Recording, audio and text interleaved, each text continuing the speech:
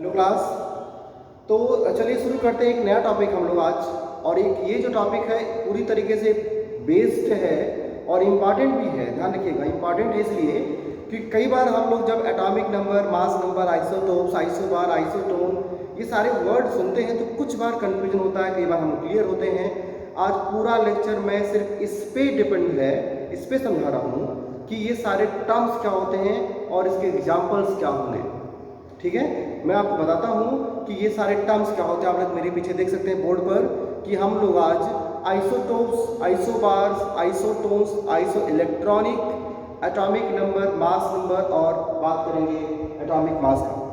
ठीक है, ये सारे वर्ड हम लोग क्लियर करेंगे। साथ में मेरे पास प्रोटॉन और न्यूट्रॉन का मास भी लिखा हुआ है, जिसको आप लोग बोलते हैं mass of one atomic mass unit, मतलब कि 1 AMU की वैल्यू। ठीक है, तो आज के लेक्चर के बाद मुझे होप है कि आप ये सारे कॉन्सेप्ट क्लियर कर लेंगे और समझ जाएंगे कि ये सारे टर्म्स क्या होते हैं और उसका ये रिलेटिव जो रिलेशन है आपस में क्या है, यूज क्या है इसका। ठीक है, चलिए क्लास शुरू करते हैं। सबसे पहले मैं आपको एक छोटा सा पहले नॉलेज दूंगा। नॉलेज क्या है, हमेशा ही क्या होता है, न्यूक्लियस के अंदर जो न्यूट्रॉन और प्रोटॉन होते हैं जिसका मास हम लोग ऑलमोस्ट इक्वल मानते हैं। चलिए थोड़ा वैल्यू पे नजर डालिए। मैंने डेसिमल के 6 डिजिट तक इसकी वैल्यू लिखी हुई है और वैल्यू है 1.672621।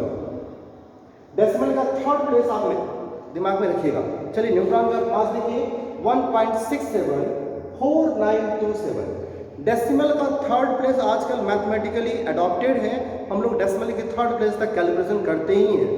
लेकिन न्यूट्रॉन और प्रोटॉन का जो मास है वो डेसिमल के थर्ड प्लेस पर डिफर कर गया है। डेसिमल के थर्ड प्लेस पर डिफर कर गया है। आप देख पा रहे होंगे यहाँ 4 है और यहाँ पर 2 है। उसके आगे भी जो डेसिमल की प्लेस है वो वेरी कर रहे हैं। मतलब कि न्यूट्रॉन प्रोटॉन का जो मास है उसमें न्यूट्रॉन का मास ज़्यादा होता है। मैंने पहले भी बोला था कि न्यूट्रॉन का मास ज़्यादा होता है। इसका सिग्निफिकेंस क्या है और उसका मतलब क्या है, ये बड़ा इंपॉर्टेंट है। न्यूट्रॉन का मास ज़्यादा होने की वजह से ही जब भी कभी न्यूक्लियस, ध्यान से सुनिए मेरी बात, जब भी कभी न्यूक्लियस अनस्टेबल होकर के टूट जाता है, न्यूट्रॉन प्रोटॉन में या प्रोटॉन न्यूट्रॉन में कन्वर्ट होते हैं, उस कंडीशन में ये जो एक्स्ट्रा मास है ना, ये जो एक्स्ट्रा मास है न्यूट्रॉन का, यही मास डिफेक्ट मास बनता है। वही डिफेक्ट मास जिसको अल्बर्ट आइंस्टीन ने रिलेटिविटी की थियरी में प्रूव किया था कि जो E है वो mc² होगा। असल में वहाँ पे जो m है वो डिफेक्ट मास है, जिसका मतलब था कि जो डिफेक्ट मास होता है वो एनर्जी में कन्वर्ट हो सकता है, कन्वर्जेबल है, एनर्जी में कन्वर्ट हो सकता है। यही रीज़न भी है कि जब न्यूक्लियस टूटता है तो मास में वेरिएशन होने की वजह से एनर्जी रिलीज होने लगती है। और जो huge amount of energy release होती है due to the nuclear disturbance, due to the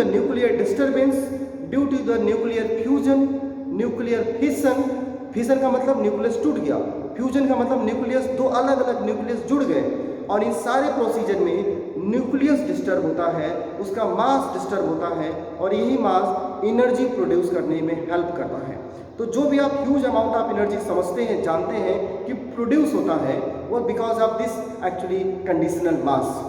लेकिन चूंकि हम पढ़ने जा रहे हैं, हम केमिस्ट्री में इसका यूज नहीं करते, इसलिए हम न्यूट्रॉन का मास प्रोटॉन के मास के बराबर मानते हैं और यही मास कहलाता है 1 atomic mass unit. 1 atomic mass unit. तो 1 एटॉमिक मास यूनिट को क्या बोलेंगे, सिर्फ डेसिमल के सेकंड प्लेस तक बताइएगा। क्या बताएंगे, 1.67 10⁻27 kg -27 kg। This is the called 1 atomic mass unit. मतलब कि एक प्रोटॉन का मास या एक न्यूट्रॉन का मास। समझ बात आ गई। अब चलो अब वापस आते हैं। एटॉमिक नंबर का एक्चुअली मतलब होता है चार्ज इन द न्यूक्लियस। ध्यान से मेरी बात सुनिए, charge in the nucleus. Nucleus के अंदर क्या चार्ज है और न्यूक्लियस के अंदर चार्ज किसकी वजह से होता है, न्यूक्लियस के अंदर चार्ज होता है किसकी वजह से, प्रोटॉन की वजह से। एग्जैक्टली। तो एटॉमिक नंबर को हम लोग रिप्रेजेंट करते हैं कैपिटल Z से, जो बताता है क्या, न्यूक्लियर चार्ज। क्या बताता है, न्यूक्लियर चार्ज।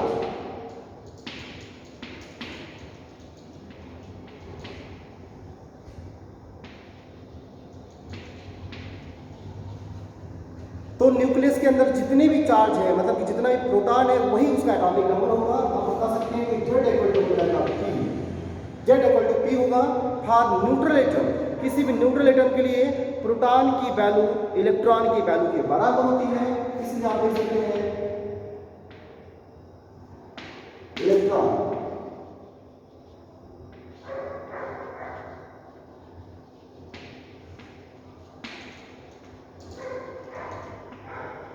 इस बात को ध्यान रखिएगा, सिर्फ न्यूट्रल एटम के लिए इलेक्ट्रॉनों की वैल्यू प्रोटॉन की वैल्यू के बराबर होती है, क्योंकि जब आप बोलते हैं चार्ज, जब आप बोलते हैं कैटायन या एनायन, वहां पे इलेक्ट्रॉन का वेरिएशन हो जाता है, इलेक्ट्रॉन का वेरिएशन हो जाता है। अगर कोई एटम एक्स्ट्रा इलेक्ट्रॉन एक्सेप्ट करेगा तो negative charge, extra electron release करेगा तो पॉजिटिव चार्ज। ऐसे में प्रोटॉन की वैल्यू इलेक्ट्रॉन की वैल्यू के बराबर नहीं होती है। तो एटॉमिक नंबर एक्चुअली मतलब होता है नंबर ऑफ प्रोटॉन, मतलब कि न्यूक्लियर चार्ज, और न्यूट्रल एटम में वही वैल्यू इलेक्ट्रॉन के वैल्यू के बराबर भी होती है। इसलिए हम इलेक्ट्रॉनों को प्रोटॉनों के बराबर लिख पाते हैं न्यूट्रल एटम के लिए। ठीक, मास नंबर का मतलब क्या होता है? मास नंबर को रिप्रेजेंट करते हैं कैपिटल ए से। मास नंबर का मतलब the number of particles which are responsible for mass. Mass के रिस्पॉन्सिबल कौन है? न्यूट्रॉन और प्रोटॉन। इसलिए मास नंबर की जो वैल्यू होगी वो होगी Z प्लस N।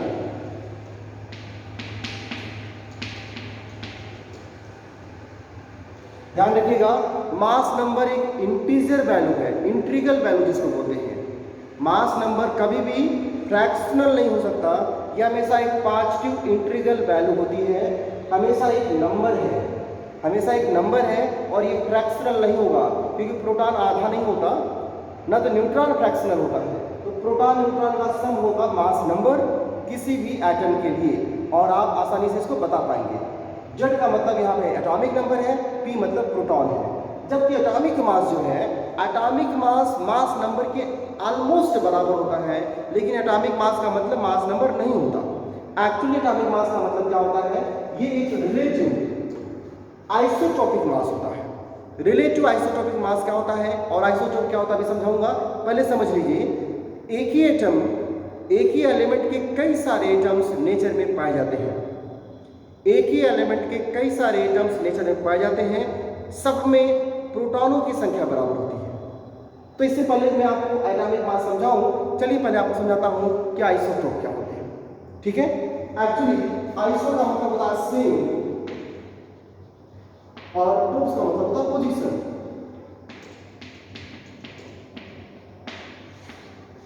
अगर पीरियोडिक टेबल में अलग अलग एटम्स को एक ही जगह पे प्लेस किया जाए तो हम उसको बोलते हैं सेम पोजीशन वाले एटम्स। तो सेम पोजीशन वाले एटम्स कब होंगे? असल में जो मॉडर्न पीरियोडिक टेबल है, modern periodic table atomic number पर बेस्ड है, और अगर सबका एटॉमिक नंबर मतलब काफ़ी सारे एटम का एटॉमिक नंबर सेम होगा तो पीरियोडिक टेबल में उनका पोजीशन भी होगा सेम, इसलिए हम उसको बोलते हैं सेम पोजीशन। जैसे एग्जाम्पल के लिए समझिए, हाइड्रोजन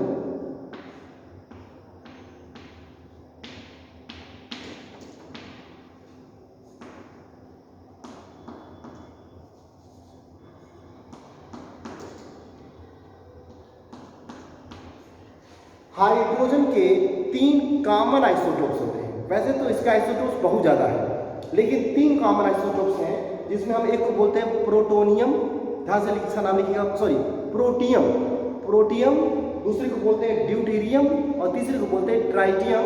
इसको 1H1, 1S2, 1S3 से रिप्रेजेंट करते हैं। अगर आपको लग रहा हो कि ये नंबर ऊपर नीचे क्या मतलब है इसका, तो चलिए इसको भी दिखाता हूँ मैं आपको। ना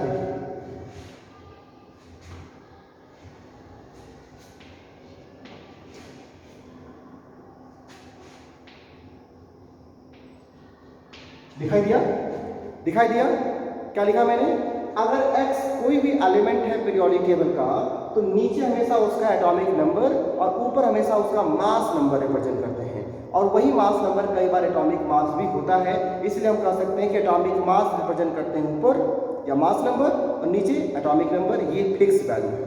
इसका मतलब ये हो सबका, देखिए एटॉमिक नंबर सेम है, same atomic number, same position in periodic table, इसलिए इनको बोलेंगे हम आइसोटोप्स। हाइड्रोजन का आइसोटोप्स, लेकिन सब में मास नंबर वेरी कर रहा है, अगर एटॉमिक नंबर सेम है और मास नंबर वेरी कर रहा है, इसका मतलब ये हुआ कि जेड तो कांस्टेंट है, तो वेरी क्या कर रहा होगा असल में? न्यूट्रॉन। अगर आइसोटोप्स है तो एटॉमिक नंबर सेम होने की वजह से हमेशा न्यूट्रॉन के वेरिएशन की वजह से मास नंबर वेरी कर जाता है। तो आप कह सकते हैं आइसोटोप्स एक ही एलिमेंट के वो एटम्स हैं, आप इसको नोट भी कर लीजिएगा, एक ही एलिमेंट्स के वो एटम्स हैं जिसमें न्यूट्रॉन के नंबर्स अलग अलग होते हैं लेकिन प्रोटॉन के नंबर सेम होते हैं। जैसे कि हाइड्रोजन के लिए मैंने लिखा, ठीक है।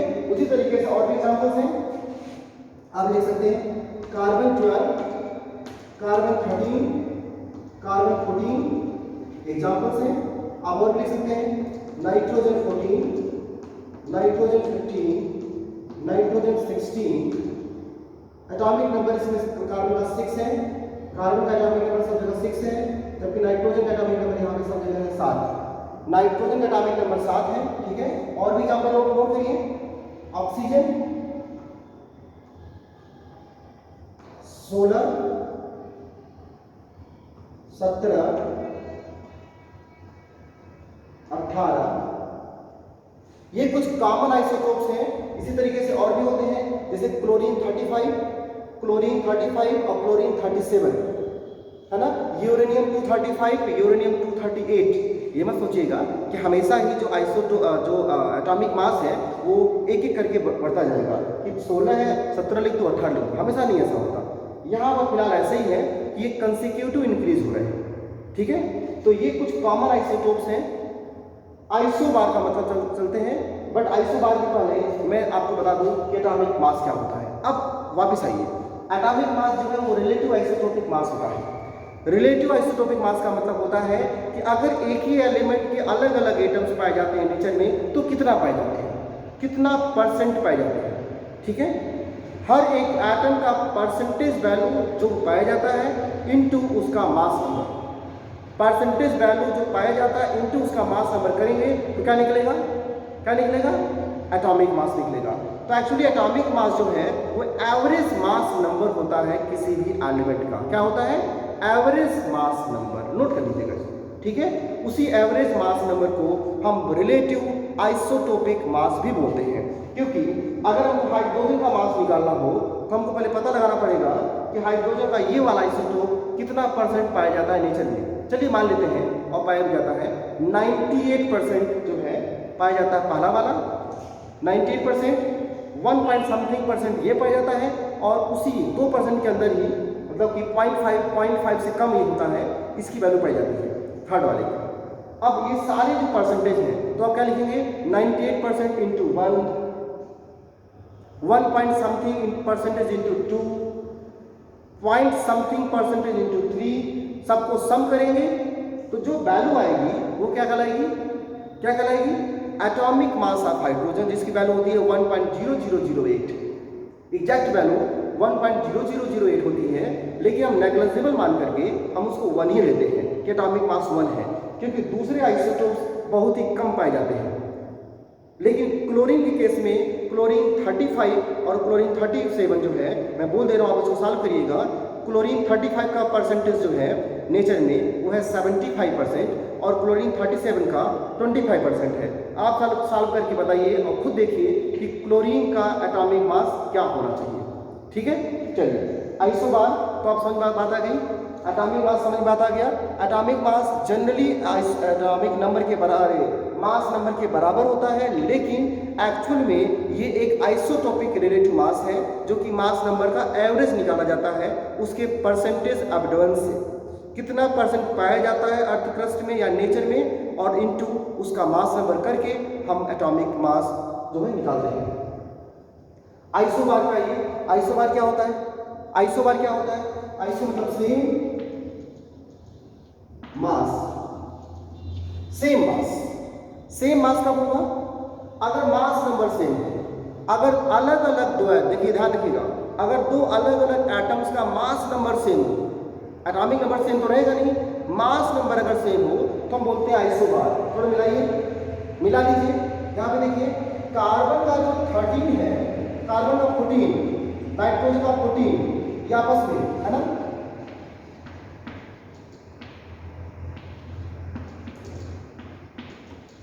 देखिए कार्बन 14 और नाइट्रोजन 14 जो है ये आपस में मास आइसोबार हो सकते हैं क्योंकि इनकी मास बराबर है। दो अलग अलग एटम्स हैं लेकिन उनकी मास बराबर है। उसी तरीके से मेरे पास एक और है, आर्गन 40 होता है, पोटेशियम 40 होता है और कैल्शियम 40 होता है, 20, 19, 18। ठीक है, आर्गन, पोटेशियम और कैल्शियम का मास नंबर असल में होता है सेम, जो कि है 40, 40। ये भी आपस में कहलाएंगे आइसोबार। तो आइसोबार का मतलब होता है दो अलग अलग एटम्स जिसमें मास सेम होता है। और मास सेम होने का मतलब है कि हम न्यूट्रॉन प्रोटॉन की वैल्यू को पता लगा लेते हैं कि न्यूट्रॉन कितना है, प्रोटॉन कितना है, वहां से आप पता लगा सकते हैं फार्मूले से। ठीक है ना। Isotone same neutron, same neutron. अगर दो अलग अलग एटम्स के अंदर न्यूट्रॉनों की संख्या बराबर है, न्यूट्रॉनों की संख्या बराबर है, हम उसको बोलते हैं आइसोटोन्स। क्या बोलते हैं? आइसोटोन्स। और न्यूट्रॉनों की संख्या कैसे निकालेंगे? न्यूट्रॉनों की संख्या हो जाएगा a माइनस जेड। आप फार्मूला देख रहे हैं ना, neutron equal to a minus Z करेंगे तो निकल जाएगा। a माइनस जेड करिए, a माइनस जेड करिए, इसी में निकाल के देखिए। देखिए यहाँ पे कितना है, कार्बन कितना है, 6 का डिफरेंस है। यहाँ पे कितना डिफरेंस है, 7 का, और यहाँ डिफरेंस कितना है, 7 का। इसका मतलब 6 कार्बन 13 और 7 नाइट्रोजन जो है कितना,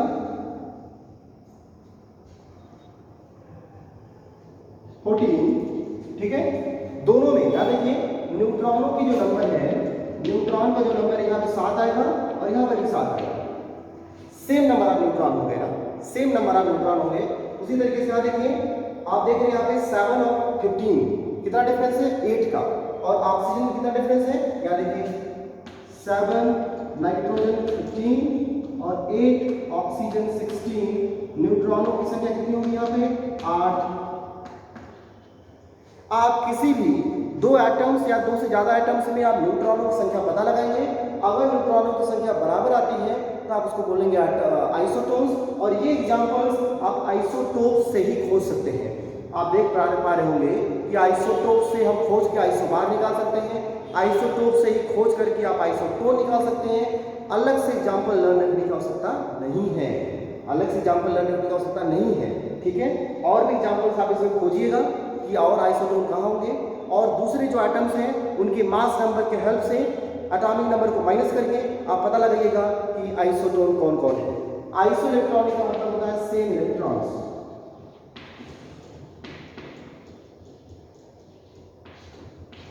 same electrons generally neutral atom में नहीं पाए जाते। फिर से रिपीट कर रहा हूं, न्यूट्रल एटम में सेम इलेक्ट्रॉन्स नहीं पाए जाता, इसलिए आइसो इलेक्ट्रॉनिक हमेशा ही चार्ज्ड स्पीसीज होते हैं। क्या होते हैं? Charge species. जैसे कि यहां देखिए हाइड्रोजन, इलेक्ट्रॉनों की संख्या इसमें कितनी होगी, न्यूट्रल एटम है 1 हो। हीलियम, न्यूट्रल हीलियम का एटॉमिक नंबर 2 होता है, इसलिए उसके पास इलेक्ट्रॉन कितने होंगे, 2। लेकिन अगर उसमें 1 प्लस लगा दिया, 1 प्लस लगाने का मतलब 1 इलेक्ट्रॉन उसने लॉस कर दिया, तो हीलियम में बचा कितना इलेक्ट्रॉन, 1 इलेक्ट्रॉन, आइसो इलेक्ट्रॉनिक हो गया। लिथियम,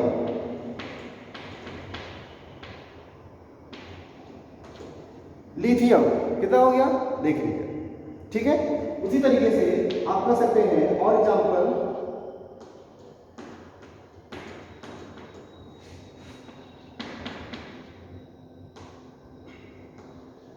लिथियम का एटॉमिक नंबर होता है 3, मतलब उसके पास 3 इलेक्ट्रॉन होते हैं न्यूट्रल कंडीशन में, लेकिन 1 इलेक्ट्रॉन लॉस कर दिया तो बचा 2, और हीलियम में तो 2 होता ही है न्यूट्रल कंडीशन में। तो इस तरीके से हीलियम लिथियम प्लस के साथ आइसो इलेक्ट्रॉनिक है। आप किसी भी न्यूट्रल एटम को दूसरे चार्ज स्पीसीज जो उसके आसपास के चार्ज स्पीसीज हैं के साथ न्यूट्रल स्पीसीज को कंपेयर करके आप आइसो इलेक्ट्रॉनिक बना सकते हैं या बता सकते हैं। ठीक है, एग्जाम्पल के लिए जैसे मान लीजिए हमारे पास है नियान, नियान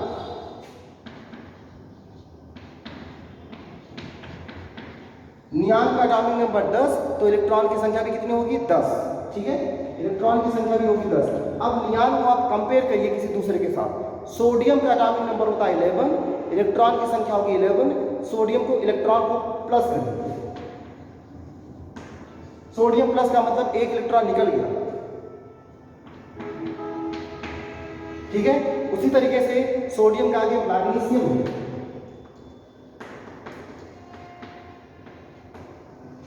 उसी तरीके से फ्लोराइड है। तो काफी सारे ऐसे चार्ज स्पीसीज होंगे जिसमें इलेक्ट्रॉन का लॉस करने से या इलेक्ट्रॉन को गेन करने से उनके पास सेम नंबर ऑफ इलेक्ट्रॉन्स हो जाते हैं, और ये पाए जाते हैं रिएक्शनों में, ये पाए जाते हैं कि कोई भी मेटल इलेक्ट्रॉन लॉस करता है, कोई भी नॉन मेटल इलेक्ट्रॉन गेन करता है, उनके लॉस और गेन करने से उनमें नंबर ऑफ इलेक्ट्रॉन सेम हो जाते हैं, और वो कहलाते हैं आइसो इलेक्ट्रॉनिक। जनरली हम आइसो इलेक्ट्रॉनिक कंपेयर करते हैं इनर्ट गैसों के साथ, क्योंकि हम बस ये देखते हैं कि कोई भी एलिमेंट इलेक्ट्रॉन को लॉस या गेन करके अपने आप को एक इनर्ट गैस की तरह कैसे बना देता है। इसी सब के लिए हम आइसो इलेक्ट्रॉनिक टॉपिक पढ़ते हैं। ये एक बड़ा ही यूजफुल टॉपिक है आपके सिलेबस में। तो आज का जो लेक्चर था आप देख रहे होंगे, पूरा सीन देखिए, है ना। Atomic number, mass number, atomic mass, isotopes, isobar, isotone और आइसो इलेक्ट्रॉनिक, ये सारी बातें आज हम लोग डिस्कस कर रहे थे, ठीक। अगले लेक्चर से हम लोग शुरू करेंगे एटॉमिक मॉडल। आज नहीं शुरू किया मैंने, क्योंकि ये एक इंपॉर्टेंट टॉपिक है जो जानना आपके लिए जरूरी था, ठीक है। इस पूरे चीज़ों को आप नोट करिएगा, नोटबुक में ऐसे ही जैसे दिया हुआ है, और कुछ एग्जाम्पल्स अपनी तरफ से नोट करिएगा, और एटॉमिक मास पे एक न्यूमेरिकल लगा लीजिएगा। क्लोरीन 35 और क्लोरीन 37 का जो परसेंटेज अबंडेंस है वो 75 और 25% है रिस्पेक्टिवली, इस पर न्यूमेरिकल लगाइएगा, ठीक है। Thank you.